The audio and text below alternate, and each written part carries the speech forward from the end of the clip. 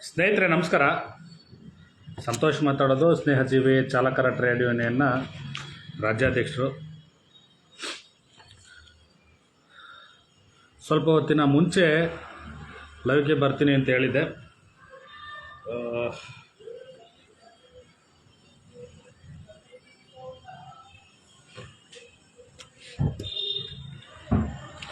ತುಂಬ ಮುಖ್ಯವಾದಂತಹ ವಿಚಾರ, ತುಂಬ ದಿನದಿಂದ ಪೆಂಡಿಂಗಲ್ಲಿದ್ದಂಥ ವಿಚಾರ. ಸೊ ಇದರ ವಿಚಾರಕ್ಕೆ ಸಂಬಂಧಪಟ್ಟಿರುವ ಹಾಗೆ ಕೆಲವೊಂದು ಕ್ಲಾರಿಫಿಕೇಷನ್ ಕೊಡಬೇಕಿತ್ತು. ಎಲ್ಲೋ ಸುಮ್ಮನಾಗ್ಬಿಟ್ರೆ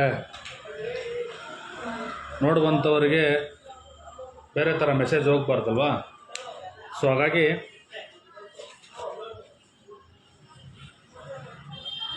ಲೈವ್ಗೆ ಬಂದಿರೋವಂಥದ್ದು.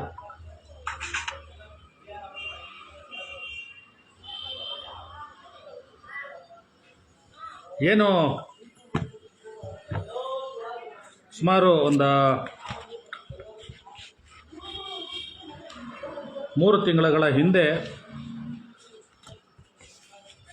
ಒಂದು 2-3 ಲೈವ್ನ ಮಾಡಿರ್ತೀನಿ. ಅದರಲ್ಲಿ ಪ್ರಮುಖವಾದಂತಹ ಒಂದು ಲೈವ್ ಅಂದರೆ ಹುಳಿಮಾವು ಸಂಚಾರಿ ಪೊಲೀಸ್ ಠಾಣೆಯ ಸಿಬ್ಬಂದಿಗಳ ವಿಚಾರವಾಗಿ ಲೈವ್ನ ಮಾಡಿದೆ. ಸೊ ಈ ಒಂದು ಸೋಷಿಯಲ್ ಮೀಡಿಯಾದಲ್ಲಿ ಹೇಗಾಗಿದೆ ಅಂತಂದರೆ, ಇತ್ತೀಚಿನ ದಿನಗಳಲ್ಲಿ ಒಳ್ಳೆಯದ ಕೆಟ್ಟದ ಏನೋ ಮಾಹಿತಿಯನ್ನು ನೀಡಿರ್ತೀವಿ, ಆ ಒಂದು ಮಾಹಿತಿ 30 ದಿನಗಳ ನಂತರ ಅದು ಇರೋದಿಲ್ಲ. ಅದು ಒಂದು ತುಂಬ ಇತ್ತೀಚಿನ ದಿನಗಳಲ್ಲಿ ಬೇಜಾರಾಗ್ತಾ ಇರೋವಂಥದ್ದು. ಯಾಕೆಂತಂದರೆ ನೋಡುವಂಥವ್ರು ಏನಪ್ಪ ಡಿಲೀಟ್ ಮಾಡ್ಕೊಂಡ್ಬಿಟ್ಟಿದ್ದಾರೆ ಅಂತ ಅಂದ್ಕೊತಾರೆ. ಸೊ ಆಟೋಮೆಟಿಕ್ಲಿ 30 ದಿನಗಳ ನಂತರ ಆ ವಿಡಿಯೋ ಒಂದು ನೋಟಿಫಿಕೇಷನ್ ಬಂದು ಡಿಲೀಟ್ ಆಗುವಂತಹ ಒಂದು ವ್ಯವಸ್ಥೆಯನ್ನು ಸೋಷಿಯಲ್ ಮೀಡಿಯಾ ಅಂದರೆ ಫೇಸ್ಬುಕ್ಕಲ್ಲಿ ಮಾಡಿದ್ದಾರೆ. ಇರಲಿ, ಡಿಲೀಟ್ ಮಾಡೋದಕ್ಕಿಂತ ಮುಂಚೆ ಅಟ್ಲೀಸ್ಟ್ ಆಪ್ಷನ್ ಆದರೂ ಕೊಡ್ತಾನೆ ಡೌನ್ಲೋಡ್ ಮಾಡಿಕೊಂಡು ಅಪ್ಲೋಡ್ ಮಾಡಲಿಕ್ಕೆ. ಅದನ್ನು ಮತ್ತೊಮ್ಮೆ ಮಾಡಿರ್ತೀವಿ. ಯಾಕೆಂದರೆ ಒಂದು ಸರಿ ರೀಚ್ ಆಗಿರುವಂತಹ ಒಂದು ಕಂಟೆಂಟು, ಒಂದು ವಿಚಾರಗಳು ಅದು ಮತ್ತೆ ಕೊನೆ ಆಗಬೇಕು. ಯಾವ ರೀತಿ, ಅದು ಒಳ್ಳೆ ರೀತಿಯೋ ಅಥವಾ ಕೆಟ್ಟ ರೀತಿಯೋ, ಯಾವುದೋ ಒಂದು ರೀತಿ ಅದು ಕೊನೆ ಆದರೆ ಅದಕ್ಕೊಂದು ಬೆಲೆ. ಸುಮ್ಮನೆ ಆಗಿಬಿಟ್ರೆ ಅದು ಪ್ರಯೋಜನಕ್ಕೆ ಬರೋದಿಲ್ಲ. ಏನು ಸುಮಾರು ಒಂದು 3 ತಿಂಗಳ ಹಿಂದೆ ಒಂದು 14ನೇ ತಾರೀಕು ಅಂತ ಅಂದ್ಕೊತೀನಿ. 14ನೇ ತಾರೀಕಿನಲ್ಲಿ ಒಂದು ಇನ್ಸಿಡೆಂಟ್ ನಡೆಯುತ್ತೆ. ಸುಮಾರು 3-4 ಡೇಸ್ ಮುಂಚೆ ಒಂದು ಗಾಡಿ ಚಿಕ್ಕಬೇಗೂರು ಭಾಗದಲ್ಲಿ ಆಕ್ಸಿಡೆಂಟ್ ಆಗ್ತದೆ. ಆಕ್ಸಿಡೆಂಟ್ ಅಂತಂದರೆ ಅನ್ಎಕ್ಸ್ಪೆಕ್ಟೆಡ್ ಅಂತ ಹೇಳ್ಬೋದು. ಆಕ್ಸಿಡೆಂಟ್ ಅನ್ನೋದೇ ಅನ್ಎಕ್ಸ್ಪೆಕ್ಟೆಡ್ ಆಗುವಂಥದ್ದು. ನಮ್ಮ ಸಂಘಟನೆಯ ಚಾಲಕರು ಏನು ಮೆಹಬೂಬ್ ಪಾಷಾ ಅಂಥೇಳಿ ಅವರ ಒಂದು 407 ಗಾಡಿನಲ್ಲಿ ಚಿಕ್ಕಬೇಗೂರು ರಸ್ತೆಯಲ್ಲಿ ಹೋಗುವಂಥ ಸಂದರ್ಭದಲ್ಲಿ ಆಪೋಸಿಟಲ್ಲಿ ಬಂದಂಥ ಒಬ್ಬ ಬೈಕ್ ವ್ಯಕ್ತಿ 2 ವೀಲರಲ್ಲಿ, ಯಾವುದೇ ರೀತಿಯಾದಂಥ ಬೈಕ್ದು ಡಾಕ್ಯುಮೆಂಟ್ರಿಗಳಿರಲಿಲ್ಲ, ತಲೆಯಲ್ಲಿ ಹೆಲ್ಮೆಟ್ ಇಲ್ಲ. ಆತ ಬಂದು ಏಕಾಏಕಿ ಒಂದು ಕ್ರಾಸ್ ಮಾಡಿದಂಥ ಹಸುಗೆ ಗುದ್ದಿ ನಂತರ ಬಂದು ಈ ಒಂದು 407 ಮೇಲೆ ಬಿದ್ದಿರ್ತಾನೆ ಆತ. ಒಂದು ಮಾನವೀಯತೆ ದೃಷ್ಟಿಯಿಂದ ನಮ್ಮ ಸಂಘಟನೆಯ ಮೆಹಬೂಬ್ ಪಾಷಾ ಅವರು ಅವರನ್ನು ಹಾಸ್ಪಿಟ್ಲಿಗೆ ಸೇರಿಸಿ ತದನಂತರ ಅದೇನಿದೆ ಪ್ರೊಸೀಜರು ಅದ್ರ ಪ್ರಕಾರ ಮೂವ್ ಮಾಡಬೇಕು ಅಂತೇಳಿ ಅವರೇ ಖುದ್ದಾಗಿ ಗಾಡಿಯನ್ನು ತೊಗೊಂಬಂದು ಹುಳಿಮಾವು ಸಂಚಾರಿ ಪೊಲೀಸ್ ಠಾಣೆಗೆ ತೊಗೊಂಬಂದು ನಿಲ್ಲಿಸುವಂತಹ ಕೆಲಸನ ಮಾಡಿರ್ತಾರೆ. ಆ ಟೈಮಲ್ಲಿ ನಮಗೂ ಕೂಡ ಕಾಲ್ ಮಾಡಿದಾಗ 3 ಸೆಟ್ ಡಾಕ್ಯುಮೆಂಟ್ಸ್ಗಳನ್ನು ಸ್ಟೇಷನ್ಗೆ ಸರೆಂಡರ್ ಮಾಡಿ ಸಬ್ಮಿಟ್ ಮಾಡಿ, ಅದಾದಮೇಲೆ ಅದಕ್ಕೆ ಆದಂಥ ಪ್ರೊಸೀಜರ್ಗಳಿರುತ್ತೆ. ಆ ಪ್ರೊಸೀಜರ್ ನಂತರ ನಮ್ಮ ಗಾಡಿಗಳನ್ನು ವಾಪಸ್ನ ಪಡ್ಕೊಳ್ಳೋಣ ಅಂತ ಕೆಲಸ ಆಗ್ತದೆ ಅಂತೇಳಿ ತಿಳಿಸಿರ್ತೀನಿ. ಸೊ ಆಯಿತು, ಆ ಗಾಡಿನೂ ನಿಂತಾಯಿತು, ಮತ್ತು ಆ ಹುಡುಗ ಹಾಸ್ಪಿಟ್ಲಿಗೆ ಅಡ್ಮಿಂಟು ಆಯಿತು. ಅದಾದಮೇಲೆ ಏನು ಆ್ಯಸ್ ಇಟ್ ಈಸ್ ಪ್ರೊಸೀಜರ್ ಇದೆ, ಒಂದು ಸ್ಪಾಟ್ ಮಾಜರು ಅಥವಾ RTO ಇನ್ಸ್ಪೆಕ್ಷನ್ ಆಗಿರ್ಬೋದು, ಇವೆಲ್ಲ ಮಾಡಬೇಕಾಗಿರುವಂತಹ ಜವಾಬ್ದಾರಿ ಹುಳಿಮಾವು ಸಂಚಾರಿ ಪೊಲೀಸ್ ಠಾಣೆಯ ಸಿಬ್ಬಂದಿಗಳಿಗೆ ಬರುತ್ತೆ. ಬಟ್ ಆದರೆ ಅವ್ರು ಮಾಡಲಿಕ್ಕೆ ಹೋಗೋದಿಲ್ಲ. ಯಾಕೆ ಅಂತಂದರೆ ತುಂಬ ಅಚ್ಚುಕಟ್ಟಾಗಿ ಬಂದಂಥವ್ರ ಕೈಯಲ್ಲಿ ಕೆಲಸ ಮಾಡಿಸ್ಕೊಳ್ಳೋದನ್ನು ಚೆನ್ನಾಗಿ ಕಲ್ತ್ಕೊಂಡಿದ್ದಾರೆ. ಯಾಕೆಂದರೆ ಸ್ಪಾಟ್ ಮಾಜರ್ ಮಾಡಬೇಕಾಗಿರ್ತಕ್ಕಂಥದ್ದು ಇನ್ಸ್ಪೆಕ್ಟ್ರುಗಳು ಮತ್ತು ಆ ಠಾಣೆಯ ಸಿಬ್ಬಂದಿಗಳು, ಅದನ್ನು ಕೂಡ ಮಾಡೋದಿಲ್ಲ. ಆ್ಯಕ್ಚುಲಿ ಆ ಒಂದು ಠಾಣೆಯ ಸಿಬ್ಬಂದಿಗಳು ಸ್ಪಾಟ್ಗೆ ಹೋಗಿ ಆ ಸ್ಪಾಟ್ನ ಮಾಜರು ಕೂಡ ಮಾಡಿರೋದಿಲ್ಲ. RTO ಇನ್ಸ್ಪೆಕ್ಷನ್ಗೆ ನಮ್ಮ ಕೈಲಿ ಕೊಟ್ಟು ನಾವು ಖುದ್ದಾಗಿ ತಗೊಂಬಂದು RTO ಏನು 51 RTO ಇದೆ ಅಲ್ಲಿ RTO ಇನ್ಸ್ಪೆಕ್ಟರ್ನ ಭೇಟಿ ಮಾಡಿ ಆ ಒಂದನ್ನು ಇನ್ಸ್ಪೆಕ್ಷನ್ ಮಾಡಿಸ್ಕೊಂಡು ಬರುವಂಥ ಕೆಲಸನೂ ಕೂಡ ಮಾಡಿದ್ದೀವಿ. RTO ಇನ್ಸ್ಪೆಕ್ಷನ್ ಮಾಡಿದವನು ಕೂಡ ಏನು ಪುಕ್ಷಟೆ ಮಾಡಿಕೊಡ್ಲಿಲ್ಲ. ಆತಂದು ಕೂಡ ಇದೆ. RTO ಇನ್ಸ್ಪೆಕ್ಷನ್ ಮಾಡಿಕೊಟ್ಟಂಥ ವ್ಯಕ್ತಿದು ಕೂಡ ದಾಖಲಾತಿಗಳಿದೆ. ಸುಮ್ಮನೆ ನಾನು ಮಾತಾಡ್ಲಿಕ್ಕೆ ಹೋಗೋದಿಲ್ಲ. ಯಾಕೆಂತಂದರೆ ಇಲ್ಲಿ ವ್ಯವಸ್ಥೆ ಹೆಂಗಾಗಿದೆ ಅಂತಂದರೆ ಎಲ್ಲ ವ್ಯವಸ್ಥೆಯೂ ಕೂಡ ಲಂಚಮಯ. ಲಂಚ ಮುಕ್ತ ಮಾಡ್ತೀವಿ ಅಂತ ಹೋಗೋಂಥವ್ರು ಎಲ್ಲ ಒಂದು ಕಡೆ ಅಡ್ರೆಸ್ ಇಲ್ದಂಗೆ ಹೊರಟೋಗ್ತಾರೆ. ಹೆಂಗೆ ಈ ಒಂದು ಅಂಡರ್ಸ್ಟ್ಯಾಂಡಿಂಗ್ ಅಂತ ನೋಡಿ, ಸ್ಟೇಷನಿಂದ ಸ್ಪಾಟಿಗೆ ಬಂದು ಸ್ಪಾಟ್ ಮಾಜರ್ ಮಾಡಲ್ಲ, ಇನ್ಸ್ಪೆಕ್ಷನ್ನ ವೆಹಿಕಲ್ ಇನ್ಸ್ಪೆಕ್ಷನ್ ಮಾಡಲಿಕ್ಕೆ ಇನ್ಸ್ಪೆಕ್ಟ್ರು ಬರಲ್ಲ, ಆದರೂ ಕೂಡ ಗಾಡಿ ಇನ್ಸ್ಪೆಕ್ಷನ್ ಆಯಿತು. ಗಾಡಿನ ಬಂದು ಖುದ್ದಾಗಿ ನೋಡಲಿಲ್ಲ, ಇನ್ಸ್ಪೆಕ್ಷನ್ ಆಗಿ ಸ್ಲಿಪ್ಪು ಕೊಟ್ಟಿದ್ದಾರೆ, ಅದು ಇದೆ, ಅದನ್ನು ಕೂಡ ಸಬ್ಮಿಟ್ ಮಾಡಿದ್ದೀನಿ. ಮತ್ತು ಅದಾದಲ್ದೇ ಏನೋ ಪಾಪ ನಮ್ಮ ಉಳ್ಮಾವು ಠಾಣೆಯ ಸಿಬ್ಬಂದಿಗಳು ಸ್ಪಾಟ್ಗೆ ಹೋಗಿ ಮಾಜರು ಕೂಡ ಮಾಡಿಲ್ಲ. ಬಟ್ ಆದರೆ ಎಲ್ಲದರಲ್ಲೂ ಕೂಡ ಆಗಿದೆ, ಇನ್ಸ್ಪೆಕ್ಷನು ಆಗಿದೆ, ಮಾಜರು ಆಗಿದೆ, ಎಲ್ಲ ಓವರ್ ಆಲ್ ಆಗಿದೆ. ಇದೇನೇ ಇರಲಿ, ವಿಚಾರಕ್ಕೆ ಬರ್ತೀನಿ, ಮೇಯ್ನ್ ವಿಚಾರಕ್ಕೆ. ಸೊ ಗಾಡಿನ ಒಂದು ಅಪಘಾತ ಆದಂಥ ಸಂದರ್ಭದಲ್ಲಿ ಸರಿಯಾದ ಎಲ್ಲ ದಾಖಲಾತಿಗಳನ್ನು ಇಟ್ಕೊಂಡಿದ್ದಂಥ ಸಂದರ್ಭದಲ್ಲಿ ಪೊಲೀಸ್ ಠಾಣೆಗೆ ಏನಕ್ಕೆ ದುಡ್ಡನ್ನ ಕೊಡಬೇಕು ಅನ್ನೋದು ಒಂದು ಪ್ರಶ್ನೆ.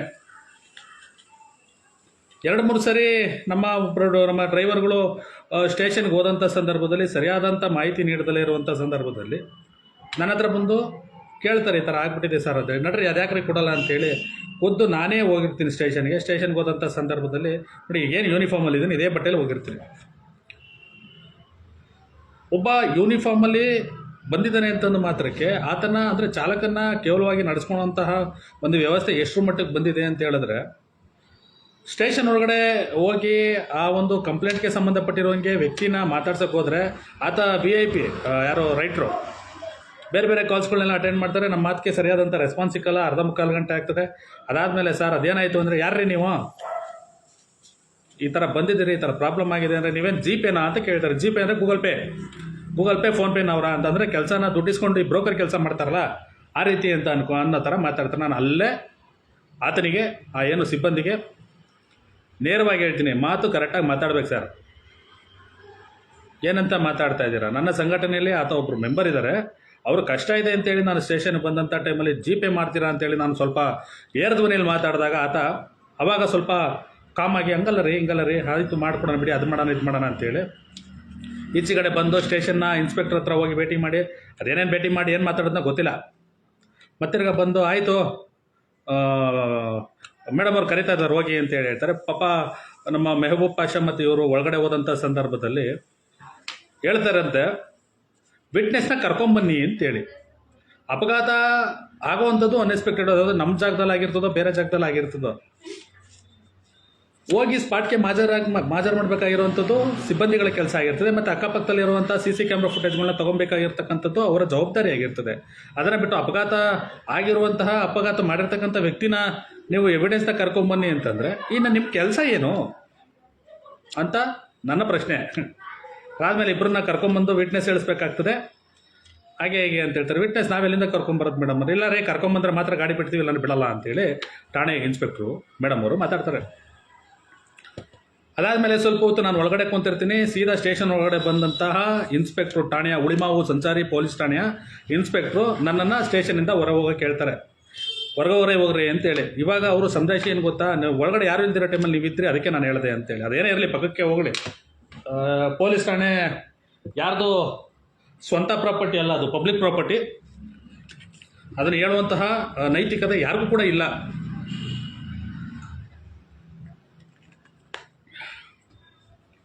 ಇನ್ನು ಸ್ವಲ್ಪ ಇಲ್ಲಿ ಇವ್ರದ್ದು ಡ್ರಾಮಾ ಆಗಿದೆ ಅಂತ ನೋಡಿ ಹೇಳ್ತೀನಿ. ಈಸಿಯಾಗಿ ಬಿಡುವಂತಹ ಇನ್ಸ್ಪೆಕ್ಷನ್ ಮಾಡಿಸ್ಕೊಂಬಂದು ಕೊಟ್ಟ ಮೇಲೂ ಕೂಡ ಗಾಡಿ ರಿಲೀಸ್ ಮಾಡಿಸೋದಕ್ಕೆ ಆಂಟಿಮೆಂಟ್ ಪೇಪರ್ ಬೇಕು ಅಂತ ಹೇಳ್ತಾರೆ. ಎಷ್ಟು ಗಂಟೆಲಿ? 8 ಗಂಟೆಗೆ, ರಾತ್ರಿ 8 ಗಂಟೆಲಿ ಆಂಟಿಮೆಂಟ್ ಪೇಪರ್ನ ಯಾರು ತೆಗೆದು ಮಾಡ್ತಾರೆ ಅಲ್ವಾ? ಅದಾದಮೇಲೆ ಆಯಿತು, ನೀನೇನೇನು ಕೇಳ್ತೀಯ ಎಲ್ಲ ಮಾಡ್ತೀನಿ ಅಂತೇಳಿ ಅವತ್ತೂ ಕೂಡ ತುಂಬ ತಾಳ್ಮೆ ವಹಿಸಿದ್ದೀನಿ. ತುಂಬ ತಾಳ್ಮೆ ವಹಿಸಿ ಪೊಲೀಸ್ ಠಾಣೆಯಿಂದ ಆಚೆಗೆ ಹೋಗ್ಬೇಕಾದ್ರೆ ನಾನು ಹಂಗೂ ಕೆಲವರು ದೊಡ್ಡವ್ರ ಹತ್ರದಿಂದ ಫೋನ್ ಮಾಡಿಸಿದಂಥ ಸಂದರ್ಭದಲ್ಲಿ ಬಿಡ್ತೀವಿ ಅಂತ ಹೇಳಿದಂಥ ರೈಟ್ರು ಇಲ್ಲಿ ಏನು ಗೀಟೋದಿಲ್ಲ ನನಗೆ ಅಂತೇಳಿ, ಅದಾದಮೇಲೆ ಸ್ವಲ್ಪ ಹೊತ್ತಿನ ನಂತರ ಪೊಲೀಸ್ ಠಾಣೆ ಇನ್ಸ್ಪೆಕ್ಟ್ರಿಗೆ ಏನಂತ ಮಾಹಿತಿ ಕೊಡ್ತಾರೋ ಗೊತ್ತಿಲ್ಲ. ಈಚೆಗಡೆ ನಾನು ಮತ್ತು ನಮ್ಮ ಚಾಲಕರುಗಳು 3 ಜನನೂ ಕೂಡ ನಿಂತಿರ್ತೀವಿ. ಇದೇ ಉಳ್ಮಾವು ಸಂಚಾರಿ ಪೊಲೀಸ್ ಠಾಣೆ ಆಚೆಗಡೆ ಹೋಗ್ಬೇಕಾದ್ರೆ ಮೇಡಮ್ ಅವ್ರು ಬಂದು ಆಚೆ ಇದೇ ಪದವನ್ನು ಬಳಸ್ತಾರೆ. ಎಲ್ಲದಕ್ಕೂ ದಾಖಲೆ ಇಟ್ಟಿದ್ದೀನಿ, ಯಾವುದು ದಾಖಲೆ ಇದ್ದಲೇ ಮಾತಾಡ್ತಾ ಇಲ್ಲ. ನೀನು ಯಾವನ ಕೈಯಿಂದ ಫೋನ್ ಮಾಡಿಸಿದ್ರು ಕೂಡ ಗಾಡಿ ಬಿಡೋದಿಲ್ಲ, ವಿಟ್ನೆಸ್ನ ಕರ್ಕೊಂಬ, ಗಾಡಿ ಬಿಡಿಸ್ಕೊಂಡು ಹೋಗು ಅಂತೇಳಿ ಹೊರಟೋಗ್ತಾರೆ. ಯಾಕೆ ಬಿಡೋದಿಲ್ಲ? ಇದು ನನ್ನ ಒಂದು ಪ್ರಶ್ನೆ ಆಗಿರ್ತದೆ.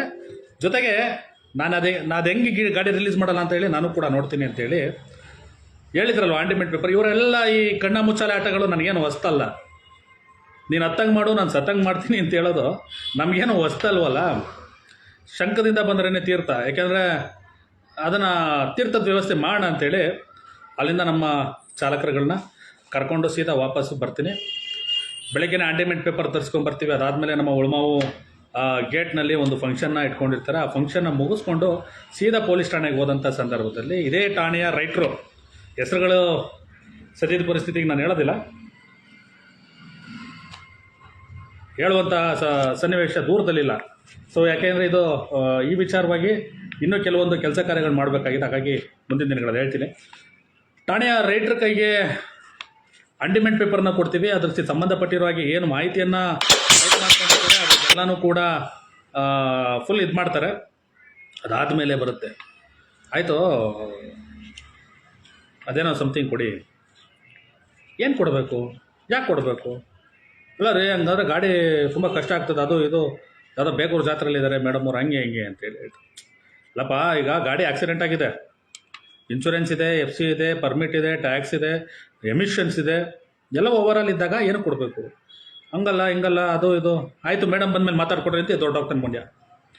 ಇದೇ ನನ್ನ ಹತ್ರ ಅದು ವಿಡಿಯೋ, ಕಂಪ್ಲೀಟ್ ವಿಡಿಯೋ ಇಟ್ಟಿದ್ದೀನಿ, ಕಂಪ್ಲೀಟ್ ವೀಡಿಯೋಸ್ಗಳನ್ನ ಇಟ್ಟಿದ್ದೀನಿ.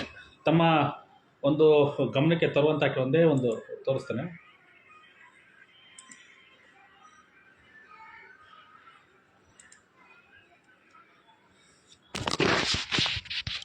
ಪ್ಲೇ ಮಾಡ್ತೇನೆ.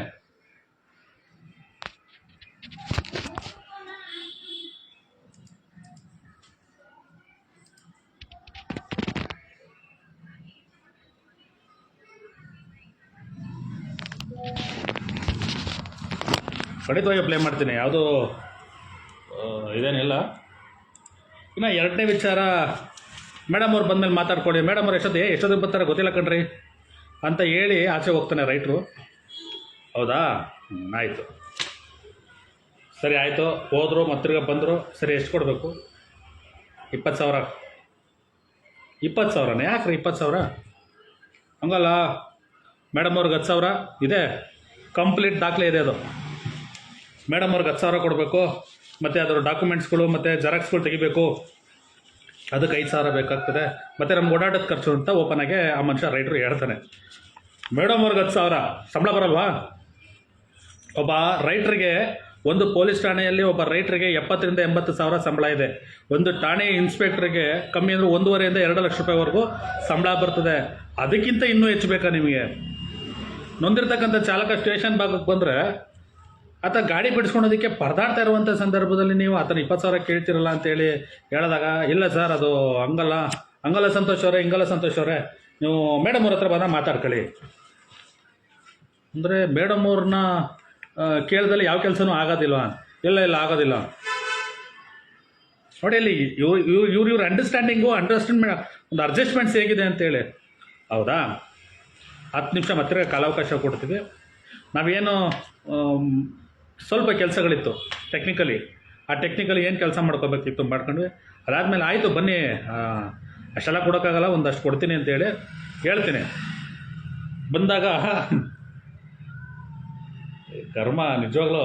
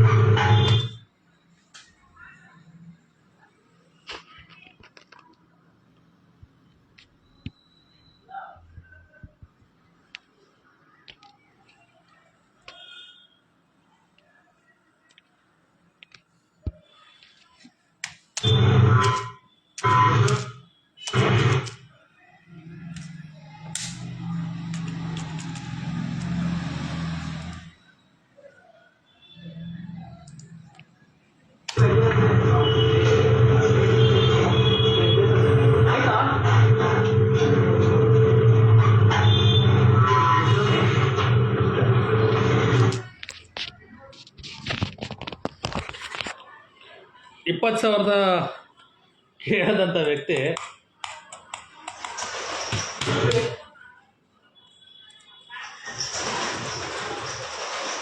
20,000 ಡಿಮ್ಯಾಂಡ್ ಮಾಡಿದಂಥ ವ್ಯಕ್ತಿ ಕೇವಲ 5,000 ರೂಪಾಯಿಗೆ ಮಾರಾಟ ಆಗೋಗ್ತಾನೆ. ಅರ್ಥ ಮಾಡ್ಕೊಳ್ಳಿ, 20,000 ಡಿಮ್ಯಾಂಡ್ ಮಾಡಿದಂಥ ರೈತರು ಬರೀ 5,000 ರೂಪಾಯಿಗೆ, ಬರೀ 5,000 ಅಂತ ಹೇಳ್ತೀನಿ. ಯಾಕೆಂದ್ರೆ ಅವ್ರ ಲೆಕ್ಕದಲ್ಲಿ 20,000 ಡಿಮ್ಯಾಂಡ್ ಮಾಡಿದಾಗ ಅವ್ರ ಲೆಕ್ಕದಲ್ಲಿ 5,000 ಅಂತ ಬರುತ್ತೆ. ನಮ್ಗೆ 5,000 ಅಂತಂದ್ರೆ 5 ದಿನ ದುಡಿಬೇಕಾಗ್ತದಲ್ವಾ. 5,000ನ ಕೊಡ್ತೇನೆ. ಕೊಟ್ಟು ಅದನ್ನು ನಾನು ಏನೇನು ಎವಿಡೆನ್ಸ್ನ ಕಲೆಕ್ಟ್ ಮಾಡ್ಕೋಬೇಕು ಅದನ್ನು ಮಾಡ್ಕೊತೀನಿ. ಅಷ್ಟೆಲ್ಲ ಅದಾದಮೇಲೆ ಇನ್ನೊಂದಷ್ಟು ಮಾತುಗಳಿದ್ದಾವೆ.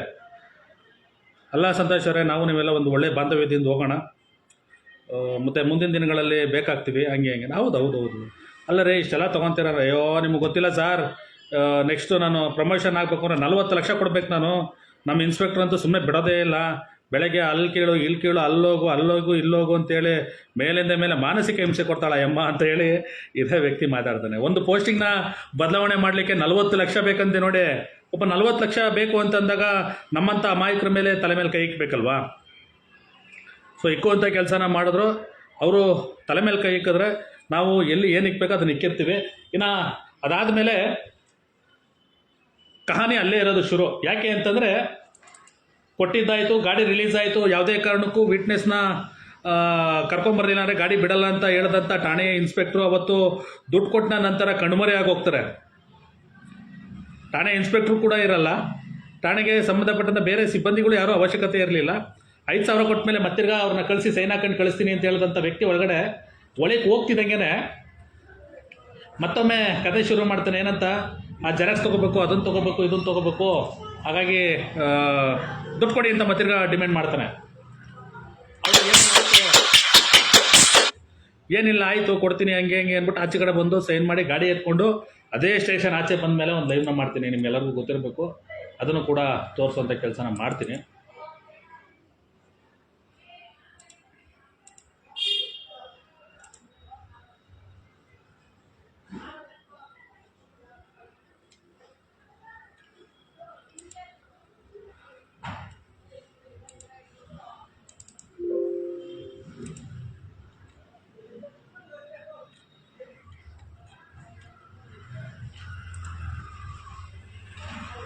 ಅದೇ ಸಂದರ್ಭದಲ್ಲಿ ಆ ಒಂದು ಪೊಲೀಸ್ ಠಾಣೆಯ ಮುಂದೆ ನಿಂತ್ಕೊಂಡೇ ಒಂದು ಲೈವ್ನ ಮಾಡ್ತೀನಿ. ಲೈವ್ ಮಾಡ್ತಾ ನೇರವಾಗಿ ನಾನು ಅಲ್ಲೇ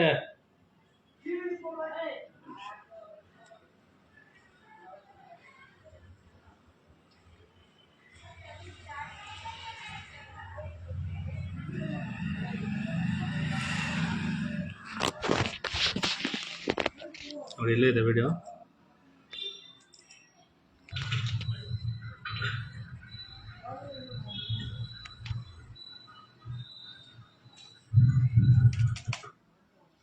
ನೋಡಿ, ಇದೆ ಗಾಡಿ. ನಮಸ್ಕಾರ, ಇದು ಮೆಹಬೂಬ್ ಫಸ್ಟ್. ಆ ಕಡೆಯಿಂದ ನಾನು ಹಾಸ್ಪಿಟಲ್ ತಗೊಂಡೋಗಿ ಅವರು ಬೇಕು ಇದನ್ನ ಒಂಥರ ನಾಟಕ, ಸಾಯಂಕಾಲ ಒಂಥರ ನಾಟಕ. ಇವರು ಥರ ಕೆಲಸ ಮಾಡೋದಕ್ಕೆ ದುಡ್ಡು ಕೊಡೋದು ಸರ್ಕಾರದಿಂದ ಸಂಬಳ ಬರೋದಿಲ್ವಾ? ತೊಂದರೆ ಆಗೋಂಥ ಸಂದರ್ಭದಲ್ಲಿ ಬರ್ತೀವಿ, ನಾವು ಯಾರು ಅವ್ರ ಮನೆಗಳಿಗೆ ಹೋಗ್ತಾ ಇಲ್ಲ. ಸೊ ಹಾಗಾಗಿ ನಮ್ಮ ಪ್ರೊಫೆಸರ್ ಬಂದಿದ್ದಾರೆ, ಬಂದು ಮಾತಾಡೋಣ ಅಷ್ಟೇ. ಆದರೆ ನಮಗೆ ನಾವು ನೋಡ್ಬೋದು, ಇದೇ ವಿಡಿಯೋನ ಪೊಲೀಸ್ ಸ್ಟೇಷನ್ ಮುಂದೆ ನಿಂತ್ಕೊಂಡು ಲೈವ್ ಮಾಡಿ ತದನಂತರ ನಾವು ಮಾಡುವಂಥ ಕೆಲಸ ಏನಂದರೆ ಡೈರೆಕ್ಟ್ ಲೋಕಾಯುಕ್ತಕ್ಕೆ ಹೋಗ್ತೀವಿ. ವಿಡಿಯೋ ಸ್ವಲ್ಪ ಲೆಂತ್ ಆಗ್ಬೋದು, ಯಾಕೆಂದರೆ ಸಂಪೂರ್ಣವಾದಂಥ ಮಾಹಿತಿ ಕೊಡುವಂತಹ ಸಂದರ್ಭದಲ್ಲಿ ಕೆಲವರಿಗೆ ಗೊಂದಲ ಆಗಬಾರ್ದು ಅಂತೇಳಿ ಸ್ಟಾರ್ಟಿಂಗಿಂದ ಸ್ವಲ್ಪ ಎತ್ಕೊಬೇಕಾದಂಥ ಪರಿಸ್ಥಿತಿ ಬಂತು. ಸೊ ಅದಾದಮೇಲೆ ಕೆಲವೊಂದು ಮಾಹಿತಿಗಳನ್ನು ಕೂಡ ತಮಗೆ ತಿಳಿಸ್ಬೇಕಾಗ್ತದೆ. ಯಾಕೆಂದರೆ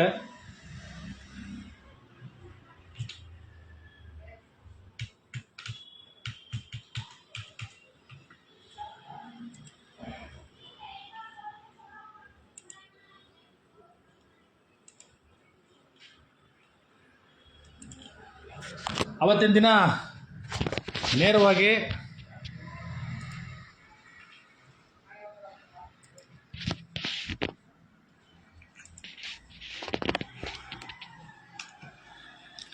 ಲೋಕಾಯುಕ್ತಕ್ಕೆ ಹೋಗಿ ದೂರನ್ನು ನೀಡ್ತೇವೆ.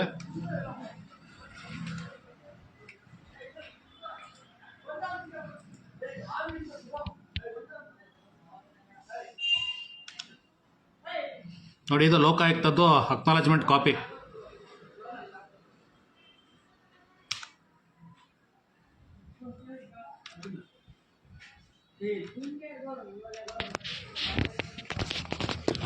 ಲೋಕಾಯುಕ್ತಕ್ಕೆ ದೂರು ಕೊಡೋದಂದೆ ನೇರವಾಗಿ ಮಾನ್ಯ ಅವಾಗಿನ ಜಂಟಿ ಆಯುಕ್ತರು ಯಾರು ನಮ್ಮ ಅನುಚೇತ್ ಸರ್ಗೆ ಮನವಿ ಕೊಟ್ಟು ಅವ್ರ ಹತ್ರ ನೋಡ್ಬೋದು, ಇಲ್ಲಿದೆ ನೋಡ್ರಿ ಲೋಕಾಯುಕ್ತ ಕಂಪ್ಲೇಂಟು.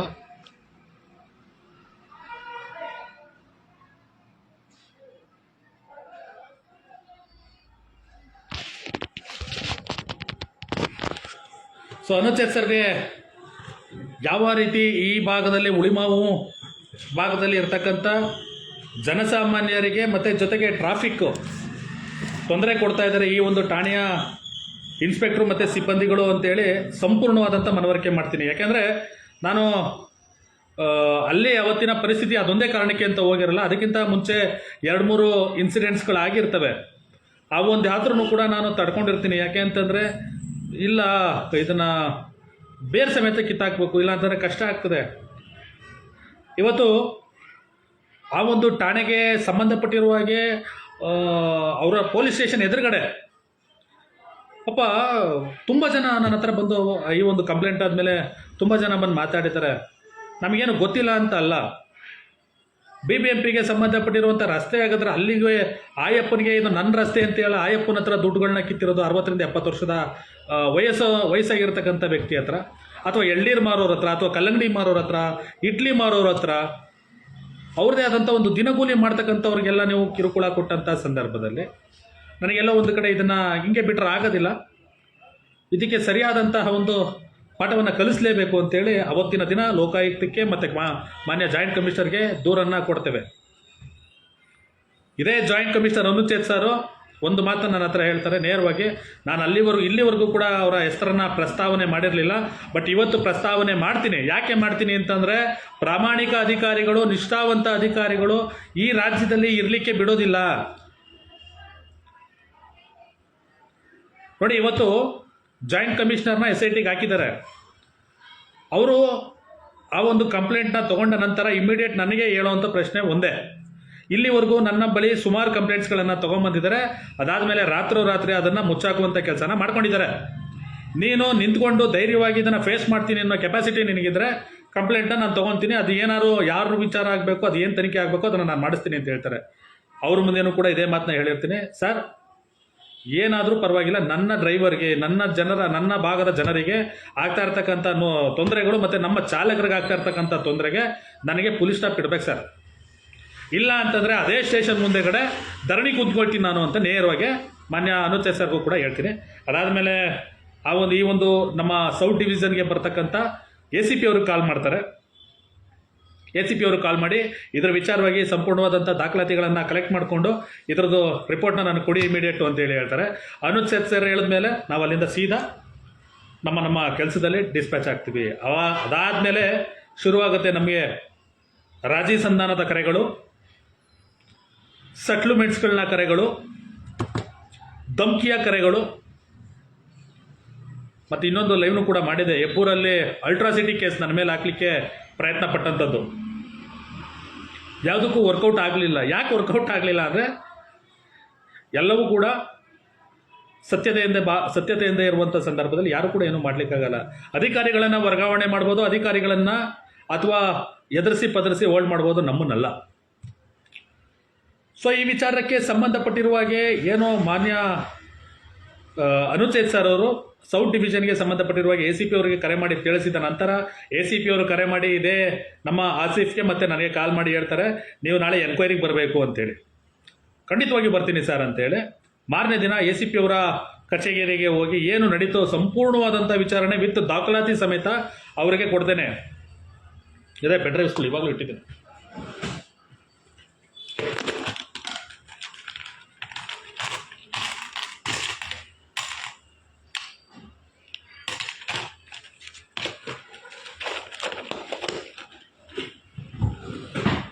ಸುಮಾರು ಒಂದು 11 ಗಂಟೆಗೆ ACP ಅವ್ರ ಆಫೀಸ್ಗೆ ಹೋಗ್ತೀವಿ. ಅದಾದಮೇಲೆ ಆತ ಯಾರೋ ರೈಟ್ರು, ನಾಚಿಕೆ ಆಗಬೇಕು ಆ ಮನುಷ್ಯನಿಗೆ.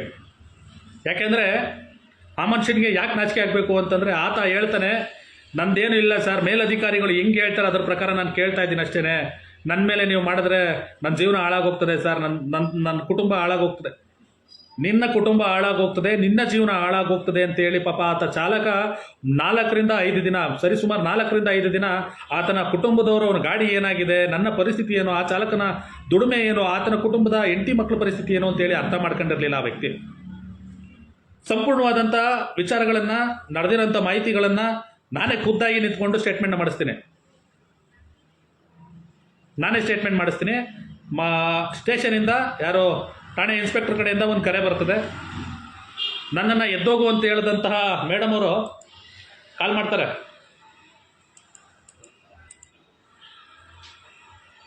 ಹಲೋ, ಹಾಂ,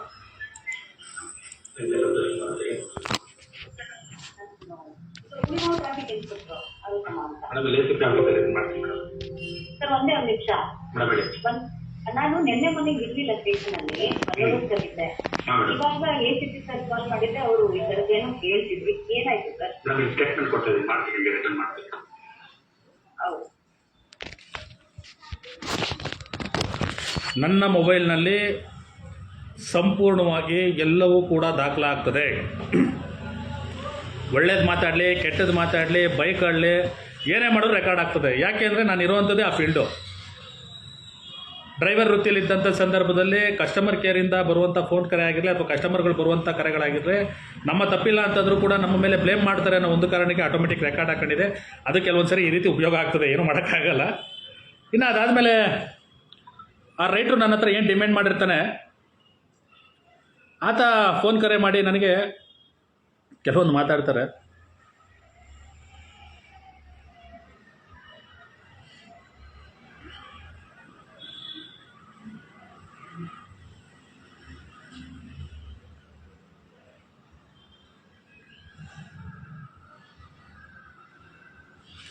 ಸೊ ಅವರು ಕೂಡ ಏನೋ ನಾನೇನೋ ಮಾಡಿಲ್ಲ ಸರ್, ನೀವೇನು ಸರ್ ಹಿಂಗೆ ಮಾತಾಡ್ತಾ ಇದ್ದೀರಾ ಸಂತೋಷ್ ಅವರೇ, ನಾನು ನಿಮ್ಗೆ ಸಹಾಯನೇ ಮಾಡಿದ್ದೀನಲ್ವಾ, ಸಹಾಯ ಮಾಡೋ ಅಂಥವ್ನು 20,000 ರೂಪಾಯಿ ಕೇಳಬೇಕಿತ್ತಾ ಅಥವಾ 5,000 ವಾಪಸ್ ಇಸ್ಕೋಬೇಕಿತ್ತಾ?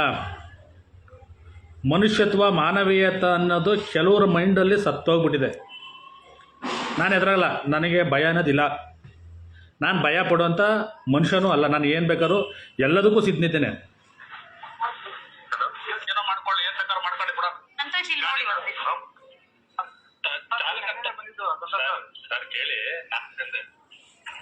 ಹೇಳಿ, ನನ್ನ ನಮ್ಮಿಂದ ಏನಾಯ್ತು ಬ್ರದರ್ ನಿಮ್ಗೆ? ಏನಾಗಿದೆ? ಏನಾಗಿಲ್ಲ.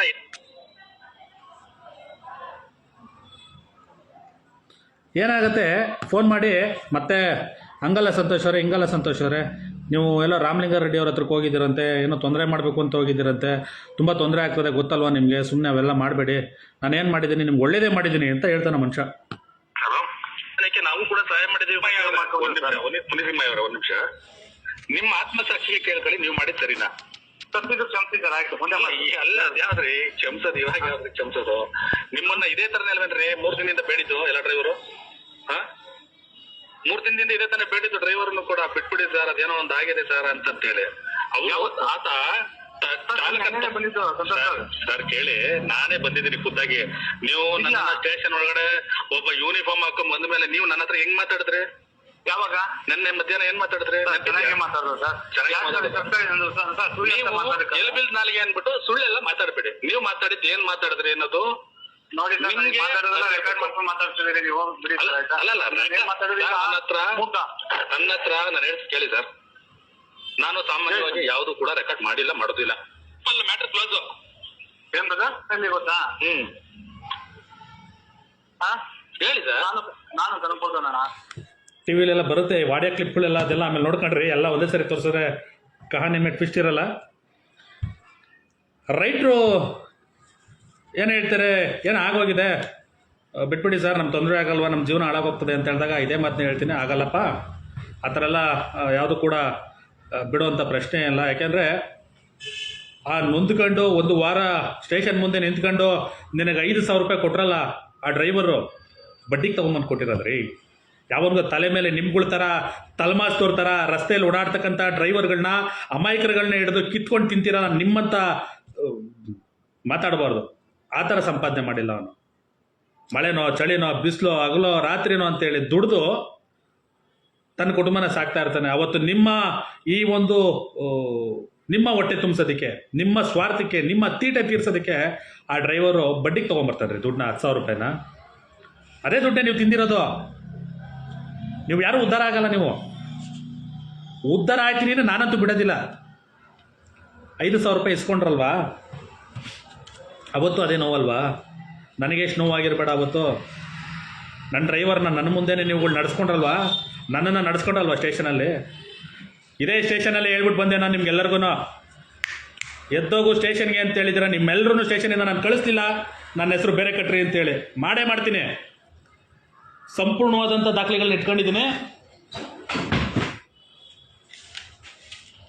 ನಿಮ್ಮ ಸ್ಟೇಷನಿಂದ ಸಂಬಂಧಪಟ್ಟಿರ್ತಕ್ಕಂಥ ಯಾರ್ಯಾರು ಎಳ್ನೀರು, ಇಡ್ಲಿ, ಕಲ್ಲಂಗಡಿ, ಸ್ಕೂಲು ಕ್ಯಾಬಿನ್ ಒಳಗಡೆ ಕುಂತ್ಕೊಂಡು ಮಾತಾಡಿದ್ರೆ ಯಾವೂ ಇರಲ್ಲ ಅಂತ ಅಂದ್ಕೊಂಡಿದ್ದೀರಾ? ರೆಕಾರ್ಡ್ಸು ಕಂಪ್ಲೀಟ್ ಇಟ್ಕೊಂಡಿದ್ದೀನಿ, ಕಂಪ್ಲೀಟ್ ಡಾಕ್ಯುಮೆಂಟ್ರಿಗಳು ಇಟ್ಕೊಂಡಿದ್ದೀನಿ. ಯಾವುದು ಕೂಡ ಸುಮ್ಮನೆ ಮಾತಾಡೋದಿಲ್ಲ. ನಮಗೂ ಅಲ್ಪ ಸ್ವಲ್ಪ ಅನುಭವ ಆಗಿದೆ. ರಸ್ತೆ ಅಗಿಬೇಕು ಅಂದರೆ BBMP ಪರ್ಮಿಷನ್ ತೊಗೋಬೇಕು, ಟ್ರಾಫಿಕ್ ಇನ್ಸ್ಪೆಕ್ಟರ್ ಪರ್ಮಿಷನ್ ತೊಗೋಬೇಕಾ? ಇದೆಲ್ಲ ಮಾತಾಡೋಣ. ಸೊ ಅದಾದಮೇಲೆ ಸ್ಟೇಟ್ಮೆಂಟ್ನ ಕೊಟ್ಟ ನಂತರ ವಾಶ್ರೂಮ್ಗೆ ಹೋಗೋಣ ಅಂತೇಳಿ ಆಚೆಗೆ ಬಂದಂಥ ಟೈಮಲ್ಲಿ ವಾಶ್ರೂಮ್ ಒಳಗಡೆ ಹೋಗ್ತೀನಿ. ಇದೇ ಪೊಲೀಸು ರೈಟ್ರು ವಾಶ್ರೂಮ್ ಒಳಗಡೆ ಬಂದರೆ ಫೋನಲ್ಲಿ ಮಾತಾಡ್ಕೊಂಡು ನಾನು ವಾಶ್ರೂಮ್ ಡೋರ್ನ ಹಾಕ್ಕೊಂಡು ಕಾಲಿಗೆ ಬೀಳ್ತಾನೆ. ಒಬ್ಬ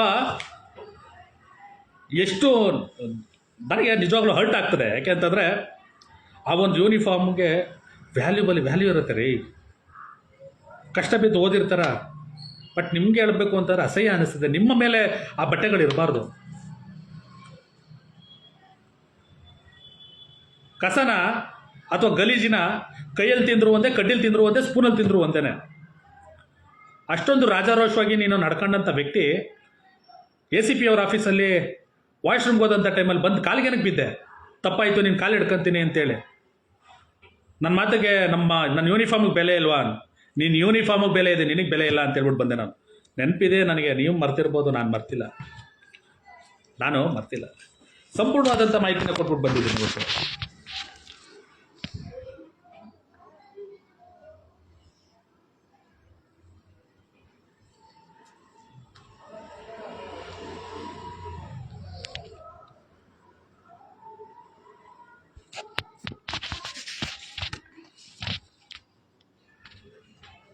ಎಲ್ಲ ವಿತ್ ಎವಿಡೆನ್ಸು. ಪೆನ್ ಡ್ರೈವಲ್ಲಿ ಕಾಪಿ ಮಾಡಿಕೊಂಡು ಮೊಬೈಲಲ್ಲಿ ಏನಿತ್ತು ಅದೆಲ್ಲ ಸಾಫ್ಟ್ವೇರ್ ಮುಖಾಂತರ ಹ್ಯಾಶ್ ವ್ಯಾಲ್ಯೂ ಮಾಡಿಕೊಟ್ಟಿದ್ದೀವಿ. ಏನು ಸುಮ್ಮನೆ ಕೊಟ್ಟಿಲ್ಲ.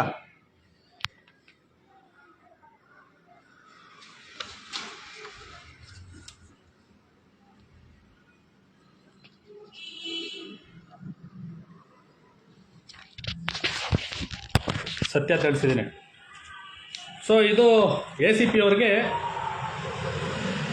ಅವ್ರಿಗೆ ನಾನು ಕೊಟ್ಟಂಥ ಮತ್ತು ನಮ್ಮ ಚಾಲಕರುಗಳು ಕೊಟ್ಟಂಥ ಮಾಹಿತಿ. ನಾನು ಮತ್ತು ನಮ್ಮ ಚಾಲಕರುಗಳು ಕೊಟ್ಟಂಥ ಮಾಹಿತಿ. ಅದಾದಮೇಲೆ ಪಾಪ ಆ ಥರ ನಮ್ಮ ಚಾಲಕನಿಗೆ ಅವರ ಮುಸ್ಲಿಂ ಕಮ್ಯುನಿಟಿಯಿಂದ ಎಷ್ಟು ಜನ ಫೋನ್ ಮಾಡಿಸಿದ್ದೀರಾ? ಇದೇ ಬೊಮ್ಮನಹಳ್ಳಿ ವಿಧಾನಸಭೆಗೆ ಸಂಬಂಧಪಟ್ಟಿರ್ತಕ್ಕಂಥ ಹೆಸರಂತ ನಾಯಕರುಗಳ ಹತ್ರಕ್ಕೆ ಎಷ್ಟು ಜನ ಹೋಗಿದ್ದೀರಾ? ಎಷ್ಟು ಸರಿ ಹೋಗಿದ್ದೀರಾ ಸಂತೋಷನ ಬಾಯಿ ಮುಚ್ಚಿಸ್ಲಿಕ್ಕೆ?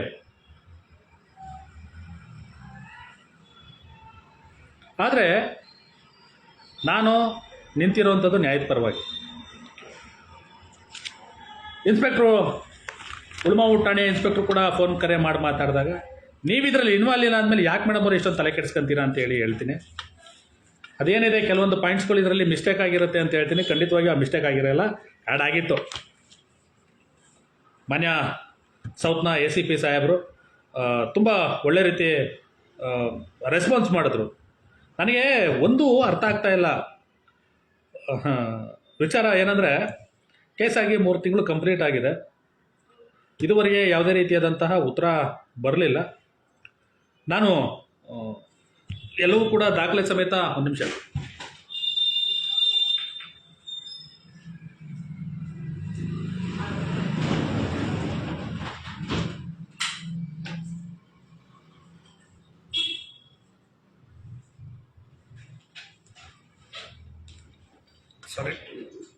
ಕೆಲವೊಂದನ್ನು ದಾಖಲೆ ಸಮೇತ ಪ್ರೂವ್ ಮಾಡಬೇಕು ಅಂತಂದಾಗ ಸಮಯ ಬೇಕಾಗ್ತದೆ. ಹಾಗಾಗಿ ವೆಯ್ಟ್ ಮಾಡಿದೆ. ಸೊ ಇದುವರೆಗೆ ಯಾವುದೇ ರೀತಿಯಾದಂಥ ಉತ್ತರಗಳು ನನಗೆ ಸಿಗದಿರೋದ್ರಿಂದ ಏನೋ ಲೋಕಾಯುಕ್ತಕ್ಕೆ ದೂರನ್ನು ಕೊಟ್ಟಿದ್ದೆ. ಲೋಕಾಯುಕ್ತದ್ದು ಇವತ್ತು ಬೆಳಗ್ಗೆ ಎದ್ದರೆ ಲೋಕಾಯುಕ್ತದಿಂದ ಅಲ್ಲಿ ದಾಳಿ ಇಲ್ಲಿ ದಾಳಿ, ಅಷ್ಟು ಭ್ರಷ್ಟರನ್ನ ಬೇಟೆಯಾಡಿದ್ದೀವಿ, ಇಷ್ಟು ಭ್ರಷ್ಟರನ್ನು ಬೇಟೆಯಾಡಿದ್ದೀವಿ ಅಂತೇಳಿ ಮಾಧ್ಯಮಗಳಲ್ಲಿ ನೋಡ್ತಾ ಇದ್ದೀವಿ. ಬಟ್ ಆದರೆ ಸಂಪೂರ್ಣವಾದಂಥ ದಾಖಲಾತಿಗಳ ಸಮೇತ ನಾವು ಸಬ್ಮಿಷನ್ ಮಾಡಿದ್ರೂ ಕೂಡ ಲೋಕಾಯುಕ್ತದಲ್ಲೂ ಕೂಡ ಇದುವರೆಗೆ ಕ್ರಮ ತಗೊಳ್ದಿಲ್ಲ ಇರೋವಂಥದ್ದು ನಿಜವಾಗ್ಲೂ ಎಲ್ಲೋ ಒಂದು ಕಡೆ ವಿಪರ್ಯಾಸ. ಇರಲಿ, ಯಾಕೆಂದರೆ ನಮ್ಮ ಒಂದು ತಾಳ್ಮೆ ಎಲ್ಲಿ ಗಂಟ ಇರುತ್ತೋ ಅದು ಅಲ್ಲಿವರೆಗೂ ಹೋಗ್ತಾ ಇರುತ್ತೆ. ನೆಕ್ಸ್ಟ್ ಸ್ಟೆಪ್ಪು ಲೋಕಾಯುಕ್ತದಲ್ಲಿ ನ್ಯಾಯ ಸಿಗ್ತಾ ಇಲ್ವಾ? ನೆಕ್ಸ್ಟು ACP ಅವರು ಕೊಟ್ಟಿದೆ, ಸಾರಿ ನಮ್ಮ ಜಾಯಿಂಟ್ ಕಮಿಷನರು ಅನುಚೇತ್ ಸರ್ ಕೊಟ್ಟಿದ್ದೆ. ಅನುಚೇತ್ ಸರ್ನ ಒಂದ್ಸರಿ ಭೇಟಿ ಮಾಡಿಲ್ಲ ನಾನು.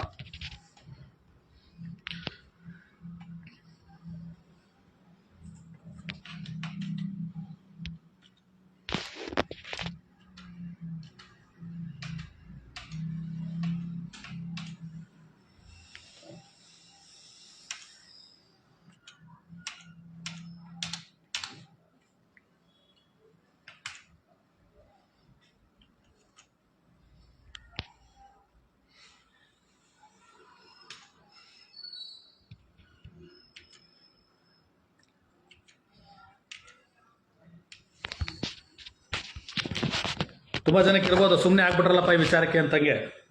5 ಬಾರಿ ಜಾಯಿಂಟ್ ಕಮಿಷನರ್ ಆಫೀಸ್ನ ಭೇಟಿ ಮಾಡಿದ್ದೇವೆ, 2 ಬಾರಿ ಕಮಿಷನರ್ ಆಫೀಸ್ನ ಭೇಟಿ ಮಾಡಿದ್ದೇವೆ, ಲೋಕಾಯುಕ್ತಕ್ಕೆ 2 ಬಾರಿ ಭೇಟಿ ಮಾಡಿದ್ದೇವೆ. ಕೆಲವೊಂದು ಕಡೆ ಹೋದಂಥ ಸಂದರ್ಭದಲ್ಲಿ ಜಾಯಿಂಟ್ ಕಮಿಷನರ್ ಆಫೀಸಲ್ಲಿ ಸರಿಯಾದಂಥ ರೆಸ್ಪಾನ್ಸ್ ಸಿಗ್ತಲ್ಲ ಅಂತ ಟೈಮಲ್ಲಿ ಅಲ್ಲಿ ಕೂಡ ಸಾಹೇಬ್ರನ್ನ ಭೇಟಿ ಮಾಡಿ ಅಲ್ಲಿ ಏನು ಅಡೆತಡೆ ಆಯಿತು ಅದನ್ನು ಕೂಡ ತಿಳಿಸಿದ್ದೇವೆ. ಅದಾದಮೇಲೆ ಕಮಿಷನರ್ ಆಫೀಸಲ್ಲಿ ಯಾಕೆ ಈ ಕೇಸು ಏನಕ್ಕಾಗಿದೆ ಅಂತೇಳಿ ತಡ ಆಗ್ತದೆ ಅಂತೇಳಿ ಎನ್ಕ್ವೈರಿ ಮಾಡುವ ಒಂದು ಕೆಲಸವೂ ಕೂಡ ಮಾಡಿದ್ವಿ. ಬಟ್ ಆದರೆ ಇಲ್ಲಿ ವ್ಯವಸ್ಥೆ ಹೇಗಾಗಿದೆ, ಚಿನ್ನಸ್ವಾಮಿ ಸ್ಟೇಡಿಯಂ ಭಾಗದಲ್ಲಿ ನಡೆದಂಥ ಅಚಾತುರ್ಯಕ್ಕೆ ನಮ್ಮ ಕಮಿಷನರ್ ದಯಾನಂದ್ ಸರ್ ಅವ್ರನ್ನ ಸಸ್ಪೆಂಡ್ ಆಯಿತು, ಮತ್ತು ಮತ್ತಿರ್ಗ ಅವರು ನಿರ್ದೋಷಿ ಅಂತೇಳಿ ರಿಲೀಸ್ ಆಗಿದ್ದಾರೆ, ಅಂದರೆ ಆ ಒಂದು ಕೇಸ್ನಿಂದ ರಿಲೀಸ್ ಆಗಿದೆ. ಅನುಚೇತ್ ಸರ್ ಅವ್ರನ್ನ ಏನು ಸೌಜನ್ಯ ಕೇಸಲ್ಲಿ SITಗೆ ಹಾಕಿದ್ದಾರೆ, ಹೊರಟೋಗ್ಬಿಟ್ರು. ಈ ಒಂದು ಕೇಸ್ನ ಹ್ಯಾಂಡ್ಲ್ ಮಾಡ್ತಿದ್ದಂಥವ್ರು ಇಬ್ಬರು ಹೊರಟೋದ್ರು. ಇನ್ನು ನಮ್ಮ ಸೌತ್ನ ಡಿವಿಷನ್ನ ACP ಅವರು ಇನ್ನೂ ಇದ್ದಾರೆ. ಅವರು ಪಾಪ ಅವ್ರಿಗೇನು ಮಾಹಿತಿ ಕೊಟ್ಟಿದ್ರು ಅದನ್ನು ಅವ್ರು ಅಚ್ಚುಕಟ್ಟಾಗಿ ಮಾಡಿ ಮುಗಿಸಿದ್ದಾರೆ. ನನಗೆ ಸ್ಟೇಟ್ಮೆಂಟ್ನ ಕೊಟ್ಟಂಥ ಅನುಚೇತ್ ಸರ್ ಅದಕ್ಕೆ ಸಂಪೂರ್ಣವಾದಂಥ ಮಾಹಿತಿನ ಜಾಯಿಂಟ್ ಕಮಿಷನರ್ ಆಫೀಸಿಂದ ಕಮಿಷನರ್ ಚೇಂಬರ್ಗೆ ಹೋಗಿದೆ. ಗೊತ್ತು, ನಾವೇ ನೋಡಿದ್ದೀವಿ ಯಾವ್ಯಾವ ಬಾರಿ ಕಳಿಸಿದ್ದಾರೆ ಆದರೆ ಅದು ಅಂದ್ರೆ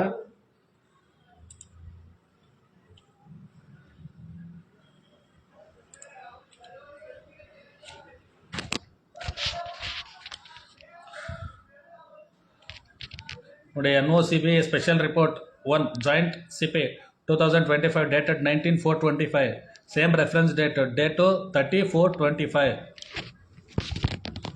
ಸೊ 2 ಡೇಟಲ್ಲಿ ಮಾನ್ಯ ಜಾಯಿಂಟ್ ಕಮಿಷನರ್ ಅವರಿಂದ, ಜಾಯಿಂಟ್ ಕಮಿಷನರ್ ಚೇಂಬರಿಂದ ಕಮಿಷನರ್ ಅವರಿಗೆ, ಬೆಂಗಳೂರಿನ ಕಮಿಷನರ್ ಆಗಿದ್ದಂಥ ದಯಾನಂದ್ ಸರ್ ಅವರಿಗೆ ಮೇಲ್ ಮುಖಾಂತರ ಕಳಿಸಿದ್ದಾರೆ. ಬಟ್ ಅಲ್ಲಿ ಸ್ಟೇ ಆಗಿದೆ, ಅಲ್ಲಿಂದ ಮೂನೇ ಆಗಲಿಲ್ಲ ಅಲ್ಲ, ಮೂನೇ ಮಾಡಿಸ್ಲಿಲ್ಲ. ಇಲ್ಲಿ ಎಲ್ಲವೂ ಸಾಧ್ಯ. ಯಾರು ಎಲ್ಲಿ ಏನಾಗಿದೆ ಇವೆಲ್ಲ ಏನು ಹೊಸ್ತೇನಲ್ಲ ನಮ್ಮ ಉಳ್ಮಾವು ಇನ್ಸ್ಪೆಕ್ಟರ್ ಅವ್ರಿಗೆ. ಸೊ ಅಲ್ಲಿ ಪೆಂಡಿಂಗ್ನ ಇಟ್ಟಿದ್ದಾರೆ. ಸೊ ಮೊನ್ನೆನೂ ಕೂಡ ಬೆಂಗಳೂರಿನ ಕಮಿಷನರ್ ಅವರು ಸೀಮಂತ್ ಕುಮಾರ್ ಸಿಂಗ್ ಅವರನ್ನು ಕೂಡ ಭೇಟಿ ಮಾಡೋಕ್ಕೆ ಹೋಗಿದ್ವಿ. ಬಟ್ ಅದೇ ಸ್ವಲ್ಪ ಯಾವುದೋ ಬೇರೆ ಕೆಲಸದಲ್ಲಿ ಬ್ಯುಸಿ ಇದ್ದರಿಂದ ಕಮಿಷನರ್ ಸಾಹೇಬರು ಸಿಗಲಿಲ್ಲ. ತೊಂದರೆ ಇಲ್ಲ, ಇದೆ ಮುಂದಕ್ಕೆ ವಾಟ್ ಈಸ್ ದ ನೆಕ್ಸ್ಟ್ ಅಂತ ಇರುತ್ತೆ. ಈಗ ಕೊನೆ ಅಂತೂ ಇಲ್ಲ, ಯಾವುದಾದ್ರು ಒಂದು ನೆಕ್ಸ್ಟ್ ಸ್ಟೆಪ್ ಅಂತ ಇರ್ತದೆ ಸರ್ಕಾರದಲ್ಲಿ. ಅದರಲ್ಲೂ ಕೂಡ ಸಂವಿಧಾನದಲ್ಲಿ ನ್ಯಾಯ ಕೇಳುವಂತಹ ಹಕ್ಕು ಪ್ರತಿಯೊಬ್ಬರಿಗೂ ಕೂಡ ಇದೆ. ಅದನ್ನೇ ನಾವು ಕೇಳ್ತಾ ಇರೋದು. 5,000 ಕೊಟ್ಟಿದ್ದಾರೆ, 50,000 ಕೊಡಿಸ್ಬಿಡ್ತೀನಿ ಸುಮ್ಮನೆ ಆಗ್ಬಿಡಿ ಅಂದರು. ಸೊ ಅದಾದಮೇಲೆ ನೆಕ್ಸ್ಟ್ ಸ್ಟೆಪ್ಪು ಯಾಕೆ ಇದನ್ನು ನಿಮ್ಮ ಮುಂದೆ ತಿಳಿಸ್ತಾ ಅಂದರೆ, ಪಾಪ ಮೊನ್ನೆನೂ ಕೂಡ ಯಾರೊಬ್ರು ಕೇಳಿದ್ರಣ್ಣ ಅದು ಉಳ್ಮಾವು ಇನ್ಸ್ಪೆಕ್ಟ್ರದ್ದು ಸಂಬಂಧಪಟ್ಟಂಗೆ ಏನಾಯ್ತಣ್ಣ ಎಂಬುದು ಸಿಕ್ಕಾಬಟ್ಟೆ ನಮಗೆ ಟಾರ್ಚರ್ ಆಗ್ತಾ ಇದೆ. ನಾವು ಈ ಕೆರೆ ರೋಡಲ್ಲಿ ಗಾರ್ಮೆಂಟ್ಸ್ ಡ್ಯೂಟಿ ಮಾಡ್ತಕ್ಕಂಥ ಚಾಲಕರುಗಳು ಮತ್ತು ಆ ಸ್ಕೂಲ್ಗೆ ಡ್ರಾಪ್ ಮಾಡ್ತಕ್ಕಂಥ ಚಾಲಕರುಗಳು ತಿಂಗಳಿಗೆ 3,000 ರೂಪಾಯಿ ಕೊಡಬೇಕಂತ ಒಬ್ಬ ಡ್ರೈವರು ಯಾರೋ ಬಂದು ಅವ್ರ ಜೀಪೆ ಬಂದು ಇಸ್ಕೊಂಡು ಹೋಗ್ತಾರಂತೆ. ತುಂಬ ತೊಂದರೆಗಳನ್ನ ಕೊಡ್ತಾ ಇದ್ದಾರಣ್ಣ. ಅದೇನಾಯ್ತಣ್ಣ, ಬೈಕ್ ಬಂದಂಗೆ ಮಾತಾಡ್ತಾರೆ, ತುಂಬ ವಲ್ಗರಾಗಿ ಮಾತಾಡ್ತಾರೆ. ಡ್ರೈವರ್ಗೆ 2-3 ಡ್ರೈವರ್ಗೆ ಹೊಡೆದಿದ್ದಾರೆ. ಇದು ಯಾವಾಗ ಕೊನೆ ಮಾಡ್ತೀರಾ ನಿಮ್ಮ ಕಡೆಯಿಂದ ಅಂತೇಳಿ ಹೇಳಿದ್ರು. ಲೆಟರ್ಗಳಲ್ಲಿ ಕೊಡ್ರಪ್ಪ ಹೇಳಿದ್ದೀನಿ ಅಂತೇಳಿ ಲೆಟರ್ಗಳು ಬಂದಿದ್ದಾವೆ. ಸೊ ನೆಕ್ಸ್ಟ್ ಸ್ಟೆಪ್ಪು, ಯಾಕೆಂದರೆ ಲೋಕಾಯುಕ್ತದಲ್ಲಿ ನನಗೆ ಯಾವುದೇ ರೀತಿಯಾದಂತಹ ಉತ್ತರ ಇದುವರೆಗೆ ಸಿಗದಲ್ಲೇ ಇರೋದ್ರಿಂದ, ಜಾಯಿಂಟ್ ಕಮಿಷನರ್ ಇವಾಗ ಬದಲಾಗಿರೋದ್ರಿಂದ, ಕಮಿಷನರ್ ಅವರು ಕೂಡ ಬದಲಾಗಿರೋದ್ರಿಂದ ನೆಕ್ಸ್ಟು ಖಂಡಿತವಾಗಿಯೂ ಪ್ರೆಸ್ ಮೀಟ್ನ ಮಾಡಿ ತದನಂತರ ನನ್ನ ಹತ್ರ ದಾಖಲಾತಿಗಳು ಎಲ್ಲ ಸಂಪೂರ್ಣವಾಗಿರ್ತಕ್ಕಂಥ ದಾಖಲಾತಿಗಳು ಮತ್ತು ಈ ಒಂದು ಠಾಣೆಗೆ ಸಂಬಂಧಪಟ್ಟಿರುವ ಹಾಗೆ ಎದುರಿಸ್ತಾ ಇರ್ತಕ್ಕಂಥ ಸಾರ್ವಜನಿಕರು ಮತ್ತು ಎಸ್ಪೆಷಲಿ ಚಾಲಕರು ಎದುರಿಸ್ತಾ ಇರ್ತಕ್ಕಂಥ ಸಂಕಷ್ಟಗಳನ್ನು ಸಂಪೂರ್ಣವಾಗಿ ಮಾಧ್ಯಮ ಮಿತ್ರರೊಂದಿಗೆ ಎಲ್ಲವನ್ನು ಕೂಡ ಡಿಸ್ಕ್ಲೋಸ್ ಮಾಡುವಂಥ ಕೆಲಸನೂ ಕೂಡ ಮಾಡ್ತೀವಿ. ಇನ್ನು ಮುಂದೆ ಅದನ್ನು ಯಾವ ರೀತಿ ಕೆಲಸ ಮಾಡಬೇಕು ಅನ್ನೋದು ಕೂಡ ತುಂಬ ಚೆನ್ನಾಗಿ ಗೊತ್ತಿದೆ.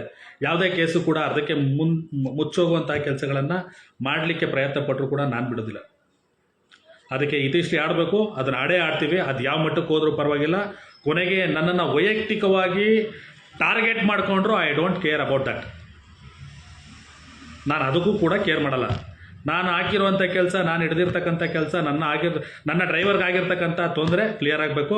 ಅದು ಕ್ಲಿಯರ್ ಮಾಡೇ ಮಾಡ್ತೀನಿ, ಅದೆಷ್ಟು ಮಟ್ಟಕ್ಕಾದ್ರೂ ಹೋಗಲಿ. ಯಾಕೆಂದರೆ ಆದಷ್ಟು ಬೇಗ ಈ ಒಂದು ಜಾಗದಿಂದ ಹೋಗಬೇಕು ಅಂತೇಳಿ ಎಲ್ಲ ಪ್ರಯತ್ನಗಳು ನಡೀತಾ ಇದ್ದಾವೆ. ಕೇಸ್ ಕ್ಲಿಯರ್ ಮಾಡ್ಕೊಂಡು ಹೋಗ್ಬಿಡೋಣ ಅಲ್ವಾ? ಭೇಟಿ ಮಾಡೋಣ ಆದಷ್ಟು ಬೇಗ. ಪ್ರೆಸ್ ಮೀಟ್ ಮಾಡಿ ಈ ಒಂದು ಏನು ಸ್ವಲ್ಪ ಬಿಟ್ಸ್ಗಳನ್ನ ತೋರಿಸ್ತೆ, ಕೆಲವೊಂದು ವಾಯ್ಸ್ಗಳನ್ನ ತೋರಿಸ್ತೆ ಅಂತ ಅನ್ಕೊತೀನಿ.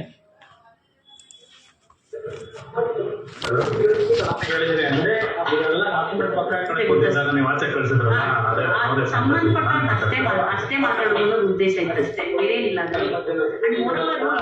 ಏನಾಗಿದೆಯೋ ಆಗಿದೆ. ನನಗೆ ವಿಚಾರಗಳು ಗೊತ್ತಿಲ್ಲ ಅನ್ನೋದೇ ದೊಡ್ಡ ವಿಚಾರ. ಯಾಕಂದ್ರೆ 2 ದಿನ ಬೇಗೂರು ಜಾತ್ರೆ ನನಗೆ ಇಡೀ ದಿನ ಅಲ್ಲೇ ಇದ್ದೆ. ನಾನು ರಾತ್ರಿ 12 ಗಂಟೆವರೆಗೂ ಅಲ್ಲೇ ಇದ್ದೆ. ನಾನು ಸ್ಟೇಷನ್ ಅಲ್ಲಿ ಇದ್ದಿದ್ರೆ ಅಟ್ಲೀಸ್ಟ್ ನಾನು ಇದನ್ನ ಕರೆದಾದ್ರೂ ಮಾತಾಡ್ತಿದ್ದೆ. ನಮ್ಗೆ ನೋಡಿ, ಬಡವರು ಅವರು ಇವರು ಒಳ್ಳೆ ಏನೋ ಸಣ್ಣ ಪುಟ್ಟ ನಮ್ ಕಡೆಯಿಂದಾಗೂ ಒಳ್ಳೇದೇ ಮಾಡ್ತೀವಿ ನಾವು. ಯಾರಿಗೂ ಕೆಟ್ಟದ್ ಮಾಡಿ ನಮ್ಗೆ ಏನೂ ಆಗ್ಬೇಕಾಗಿಲ್ಲ. ಇವ್ರು ಏನಂದ್ರು, ಅವರು ಮುಸ್ಲಿಂ ಕಮ್ಯುನಿಟಿ ಅವರ ಹೆಸರು ನಾನು ಮರ್ತೇ ಹೋಗಿದ್ದೀನಿ. ಆ ವ್ಯಕ್ತಿ ಏನಂದ್ರು ಅಂದ್ರೆ, ಮೇಡಮ್ ಐ ವಿಟ್ನೆಸ್ ಇದಾರೆ ಅಂದ್ರು. ಎಲ್ಲಾನು ನಾವು ಸರ್ವಜ್ಞರಿರಲ್ಲ, ಈ ಬೇವರ್ಸಿಗಳು ಎಲ್ಲಾನು ನನಗೆ ಅಂತ ಮುನಿಸಿಮಯ್ಯ ಬಂದು ಹೇಳಿದ್ರು. ಯಾರೋ ಫೋನ್ ಮಾಡಿದ್ರು, ಮೇಡಮ್ ಯಾರ ಕಡೆಯಿಂದ ಫೋನ್ ಮಾಡಿಸಿದ್ರು, ಅವ್ರು ಬೈತಾ ಇದ್ದಾರೆ ನನಗೆ ಅಂತ. ನಾನು ಅದಕ್ಕೇನು ಹೇಳಿದೆ, ಜೀಪಲ್ಲಿ ಹೋಗ್ಬೇಕಾರೆ ಯಾರ ಕಡೆಯಿಂದ ಫೋನ್ ಮಾಡಿಸಿದ್ರು ಕಾನೂನು ಎಲ್ಲನಪ್ಪ, ಬೈಯೋಗಿ ಅಂದ್ರೆ ನೀವು ಯಾರ ಕೈಲೇ ಹೇಳಿಸಿದ್ರು, ಇವರೇ ಹೇಳಿದ್ರು, ಇನ್ನು ದೊಡ್ಡವರೇ ಹೇಳಿದ್ರು, ಕಾನೂನು ಬಿಟ್ಟು ಮಾಡಕ್ಕಾಗಲ್ಲಲ್ವಾ, ಡಾಕ್ಯುಮೆಂಟ್ಸ್ ತಂದು ಕೊಡು, ಗಾಡಿ ಇದು ಮಾಡಿಸ್ಕೊಂಡು ಹೋಗು, ಐ ವಿಟ್ನೆಸ್ ಕರ್ಕೊಂಬ ಅಂತ ಹೇಳೇ ಹೋದೆ ನಾನು. ಅಷ್ಟೇ ಹೇಳಿದಲ್ವಾ.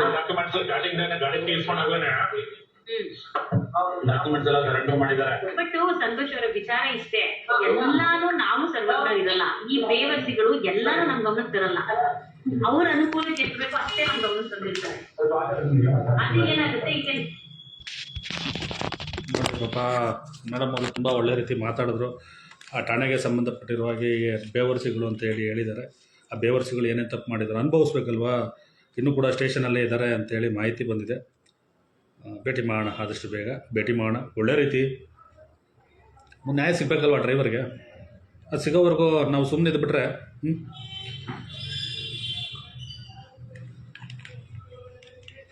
ಕ್ಲಿಯರಿಟಿ ತೊಗೊಳ್ಳೋದು ಯಾವಾಗ ಇರಲಿ. ಎನಿವೆ, ವಿಡಿಯೋ ಲೆಂತ್ ಆಗಿದೆ, ಡೌನ್ಲೋಡ್ ಮಾಡಿ ಇನ್ಸ್ಟಾಗ್ರಾಮಲ್ಲಿ ಮತ್ತು ಏನು ಯೂಟ್ಯೂಬಲ್ಲೂ ಕೂಡ ಅಪ್ಲೋಡ್ ಮಾಡ್ತೀನಿ. ಯಾಕೆಂದರೆ ಇದು ಮತ್ತೆ ಇನ್ನೊಂದು ತಿಂಗಳು ಮತ್ತೆ ಡಿಲೀಟ್ ಆಗಿಬಿಡ್ತದೆ. ಅದು ಏನಕ್ಕೆ ಫೇಸ್ಬುಕ್ನವನು ಪಾಪ ಎಲ್ಲ ವೀಡಿಯೋಗಳನ್ನೂ ಡಿಲೀಟ್ ಮಾಡ್ತಾ ಇದ್ದಾನೋ 30 ದಿನಗಳ ನಂತರ. ನೋಡಿ, ವಿಚಾರಗಳು ತಿಳಿತಾ ಇದೆ. ಈಗ ಯಾರಿಗೂ ಕೂಡ ಬಯಲ್ದಂಗೆ ಹೋಗ್ಬಿಡ್ತದೆ. 30 ದಿನ ಆದಮೇಲೆ ಡಿಲೀಟ್ ಆಗೋಗ್ತದೆ, ಬಿಡುತ್ತೆ, ಲೆಗೆಡ್ಸ್ಕೊಬೇಡ ಅಂತೇಳಿ. ಸೊ 30 ದಿನಗಳ ಕಾಲಾವಕಾಶ ಕೊಡೋದಿಲ್ಲ. ನಾಳೆನೇ ಇದಕ್ಕೆ ಸಂಬಂಧಪಟ್ಟಿರುವ ಹಾಗೆ ಪ್ರೆಸ್ ಮೀಟ್ನ ಯಾವಾಗ ಮಾಡಬೇಕು ಅಂತೇಳಿ ಯೋಚನೆ ಮಾಡಿ ನಿರ್ಧಾರ ಮಾಡ್ತೀವಿ. ಜೊತೆಗೆ ACP ಆಗಿದೆ, DCP ಆಗಿದೆ, ಲೋಕಾಯುಕ್ತ ಆಗಿದೆ, ಕಮಿಷನರ್ ಆಗಿದೆ. So end of the final home minister ಮತ್ತು ಸಿ ಎಮ್. ಹೋಮ್ ಮಿನಿಸ್ಟ್ರು ಕೂಡ ಭೇಟಿಯಾಗೋಣ, ಸಿ ಎಮ್ ಅವ್ರನ್ನೂ ಕೂಡ ಭೇಟಿ ಮಾಡೋಣ. ಜೊತೆಗೆ ಇಡೀ ರಾಜ್ಯದ ಜನತೆಗೆ ನಡೆದಿರ್ತಕ್ಕಂಥ ವಿಚಾರ, ನಡೀತಿದ್ದಂತಹ ವಿಚಾರ, ಇದಕ್ಕೆ ಕೊನೆಯಾಗುವಂತಹ ವಿಚಾರಗಳನ್ನು ಏನು ಮಾಡಬೇಕು ಅದನ್ನು ಮುಂದಿನ ದಿನಗಳಲ್ಲಿ ಮಾಡ್ತೀವಿ ಅಂತ ತಿಳಿಸ್ತಾ ಈ ಒಂದು ನನ್ನ ಲೈವ್ನ ಮುಕ್ತಾಯ ಮಾಡ್ತೀನಿ. ಎಲ್ಲರಿಗೂ ಒಳ್ಳೆಯದಾಗಲಿ. ಶುಭ ದಿನ.